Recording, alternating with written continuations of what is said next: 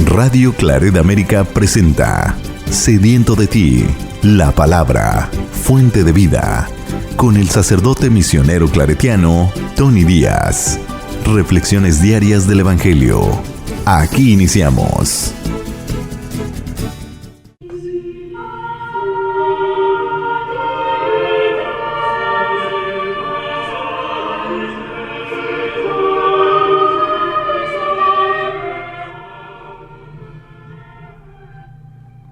Bienvenidos hermanos a nuestras reflexiones del Evangelio del día. Hoy es lunes de la segunda semana del tiempo ordinario. Lunes de la segunda semana del tiempo ordinario. El Evangelio de hoy viene de Marcos capítulo 2, versículos 18 al 22. En una ocasión en que los discípulos de Juan el Bautista y los fariseos ayunaban, algunos de ellos se acercaron a Jesús y le preguntaron: ¿por qué los discípulos de Juan y los discípulos de los fariseos ayunan y los tuyos no? Jesús les contestó: ¿cómo van a ayunar los invitados a una boda, mientras el esposo está con ellos? Mientras está con ellos el esposo, no pueden ayunar. Pero llegará el día en que el esposo se les será quitado, y entonces sí ayunarán. Nadie le pone un parche de tela nueva a un vestido viejo, porque el remiendo encoge y rompe la tela vieja y se hace peor la rotura. Nadie echa vino nuevo en odres viejos, porque el vino rompe los odres, se perdería el vino y se echarían a perder los odres.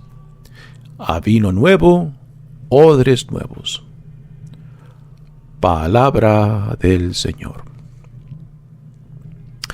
Muy bien, demos comienzo a nuestra reflexión del Evangelio de hoy. Aquí tenemos a Jesús siendo cuestionado por discípulos de los fariseos en torno al tema del ayuno. Un tema que aún hoy en día resalta particularmente en las temporadas de la Cuaresma y Adviento, y para algunas personas como una forma de disciplina personal en su caminar con Cristo, ¿no? El ayuno tiene una diversidad de significados y propósitos, tanto en el Antiguo Testamento como en el Nuevo Testamento. Y también hoy debemos de preguntarnos, hoy en día, ¿qué significado puede tener para nosotros? En el Antiguo Testamento, el ayuno se utilizaba como una expresión para expresar al arrepentimiento por pecados cometidos. Para otros, era una expresión de recordar la liberación de la cual Dios nos ha dado de nuestros pecados, ¿no? Así que una forma de gratitud. También el ayuno en el Antiguo Testamento era una expresión de duelo. Recordamos, por ejemplo, cuando David pierde a su primer hijo, que tuvo con la esposa que le tomó de Urías y que muere. Entonces él ayuna y hace prácticas de duelo que incluyen el ayuno. También el ayuno en el Antiguo Testamento era utilizado como una preparación antes de emprender una acción importante. Aquí podemos conectarlo con los 40 días de Jesús en el desierto antes de dar comienzo a su ministerio público, y el cual ayunó por 40 días, ¿no? Ahora, en el Nuevo Testamento, el ayuno adquiere significados diferentes. El ayuno es tomado como una disciplina en contra de la tentación, o sea, para evitar la tentación o para purificar la mente y el corazón. También el ayuno es utilizado como una forma de identificación con los sufrimientos de Cristo. Pero en todo esto yo creo que podemos resumirlo con las siguientes palabras, de que el ayuno es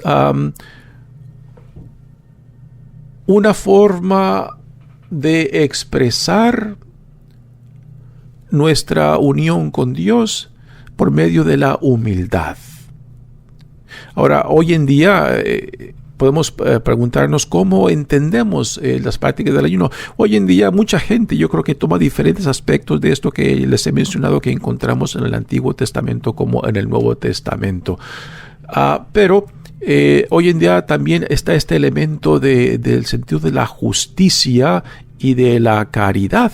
O sea, de que el ayuno nos remonta a la reflexión del por qué existe el hambre, el por qué existen injusticias, el por qué existen particularmente estructuras que promueven estas experiencias de pobreza, de hambre en el mundo, que no son estructuras que han caído del cielo, sino son estructuras que el ser humano ha creado, ya sea por las estructuras políticas, económicas o sociales que fomentamos, ¿no? Así que diferentes formas de entender el ayuno.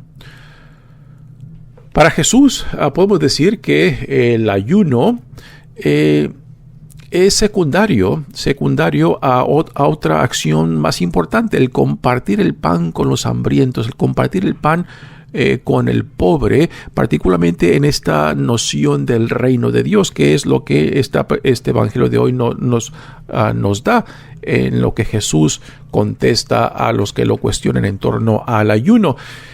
Para Jesús, su presencia en el mundo, su presencia es la inauguración de algo que Dios está llevando a cabo. ¿Y qué es esta inauguración? Es la inauguración del reinado de Dios, de que en la persona de Jesús se inaugura una nueva época, una nueva era en la cual los valores del reino, que son el amor, la compasión, la misericordia y la justicia de Dios, se establecen como los principios de todos aquellos que se identifican con la visión del reino que Él promueve y el ser parte de este reino, como ciudadano de esta nueva realidad que Dios hace presente en Cristo y por medio de Cristo. Y mientras Él está presente, pues es un tiempo de fiesta, es un tiempo de banquetear, es un tiempo de celebrar, no de ayunar. Pero dice ya después el novio se les será quitado y entonces sí ayunarán. Con los diferentes sentidos que ya he mencionado, que encontramos en el Nuevo Testamento como en el Antiguo Testamento como en el Nuevo Testamento, ¿no? Así que diferentes formas de acercarnos a Dios en humildad. Y en un sentido de que vivimos en una constante dependencia de Dios. Nunca podemos llegar a un punto en que podamos decir ya somos autosuficientes en el caminar con Cristo. No. Somos creados bajo una relación tanto con Dios que después nos une al prójimo, ¿no? Así que nunca podemos llegar a una idea de que ya somos autosuficientes en nuestro caminar con Cristo, en nuestra relación con Dios. Siempre estamos en una realidad de que necesitamos de Dios como necesitamos del aire mismo, como necesitamos del agua misma, como necesitamos del alimento para existir y para crecer y para madurar, ¿no? Igualmente Dios es esto, algo fundamental para nuestra existencia, algo fundamental para nuestra realización como lo que Dios dice que somos, hijos e hijas amados de Él, ciudadanos del reino inaugurado en Jesucristo. Y después aquí Jesús nos da un par de comparaciones, lo cual son muy radical. En los evangelios tenemos diferentes rostros de Jesús, ¿no? Desde un Jesús muy liberal hasta un Jesús muy conservador. Por ejemplo, el Jesús de Mateo, podemos decir que es un Jesús más tradicional, más conservador. Sin embargo, el Jesús de Marcos es un Jesús muy radical, como también lo es el de Lucas, ¿no? Y esto en realidad previene a esta gran tentación que tenemos de reducir a Jesús a nuestras ideologías, a nuestra política, a nuestros perjuicios, a nuestras formas de pensar o antojos que tenemos de cómo queremos Dios que sea, ¿no? Y en cierta manera es una gran gracia que se nos ha dado de tener 4 diferentes rostros, de cómo estos 4 evangelistas, viendo al mismo Jesús de diferentes ángulos, pues nos dan un rostro diferente. Es el mismo Jesús. Y lo mismo hoy en día, digamos, podemos decir, si en una familia hay, digamos, 4 hijos e hijas con la misma madre, cada uno de esos hijos e hijas va a tener, digamos, un rostro diferente de su propia experiencia con su madre. Tan solo por el hecho de que si es el primero, o es el segundo, es el tercero, o es el cuarto, su relación personal, en su personalidad única y singular con su madre. Esto les va a dar un acceso, y van a tener la experiencia de una relación particular con ellos de su propia madre, aunque sea la misma madre, ¿no? Pues igualmente con Jesús, los evangelistas nos dan diferentes rostros de cómo ellos entienden y se identifican con Cristo. Pues aquí el Cristo de Marcos es un Cristo radical, lo cual nos dice de que Él no vino a remendar, Él no vino simplemente a hacer ajustes en el judaísmo de su tiempo, sino vino a inaugurar, a revelar una nueva interpretación, podemos decir, del Dios que está presente en Él y por medio de Él.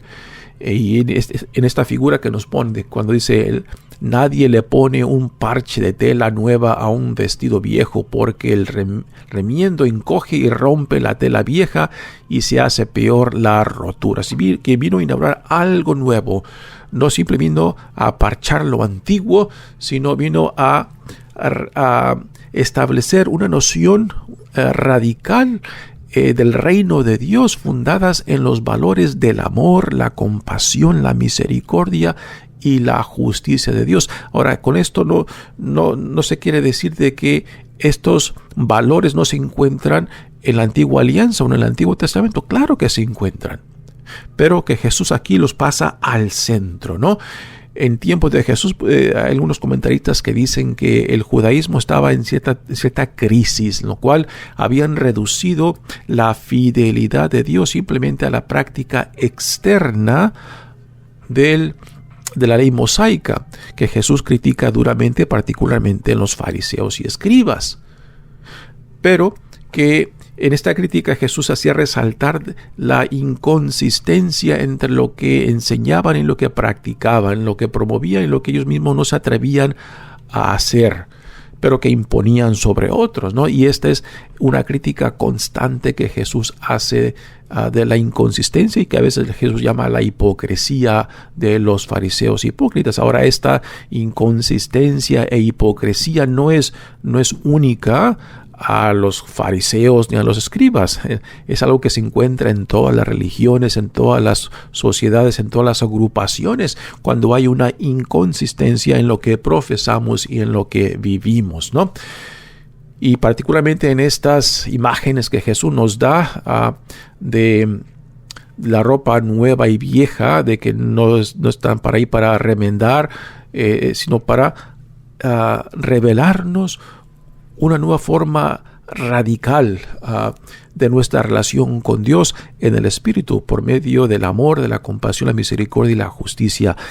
Los pilares fundamental del reino que Dios en Jesucristo está inaugurando. Después nos da la segunda imagen de el vino y las odres. Antiguamente, antes de que se añejaran el vino en barriles, pues se añejaban en odres que eran de piel de animales, y en esas pieles pues se dejaba el vino del año presente para que se añejara, ¿no? Y con el tiempo, pues particularmente con el añejamiento del vino, el vino va produciendo gases que forza a las odres a extenderse. Entonces, un vino nuevo se tiene que poner en odres nuevas que tienen la capacidad aún todavía elástica de poder resistir la formación de los gases del añejamiento. Unas odres ya viejas o ya que han sido utilizadas varias veces, pues entonces ya han perdido esa elasticidad, y cuando el vino nuevo pues se fermenta y se añeja, pues esos gases van a forzar esas odres que ya no tienen capacidad de estrecharse. Y por eso el peligro de que se rompan y se pierda tanto las odres como el vino. Nuevamente, el mensaje de Jesús es de que no he venido a remendar, he venido para inaugurar el reinado de Dios, una época nueva, lo cual requiere ojos nuevos, oídos nuevos, un corazón dispuestos a recibir lo que Dios está haciendo hoy en día, ¿no? Y esto es un reto aún para nosotros hoy en día, de no simplemente conformarnos con lo previo, con la tradición, sino que siempre estar dispuesto a dejarse sorprender por lo que Dios viene haciendo hoy en día, de no querer forzar a Jesús simplemente a lo del pasado, sino que si Dios es un Dios vivo, entonces un Dios que constantemente viene a sorprendernos, y para tener esta capacidad de recibirlo y reconocerlo, pues entonces hemos de tener ojos dispuestos a ver cómo Dios quiere ser visto, y oídos como Dios quiere ser escuchado, y un corazón dispuesto para jugárselas como Dios viene a nosotros. Mi nombre es Padre Tony Díaz, misionero claretiano. Que Dios los bendiga. Radio Claret América presentó Sediento de ti, la palabra, fuente de vida. Sus comentarios son importantes. Contáctenos en Radio Claret América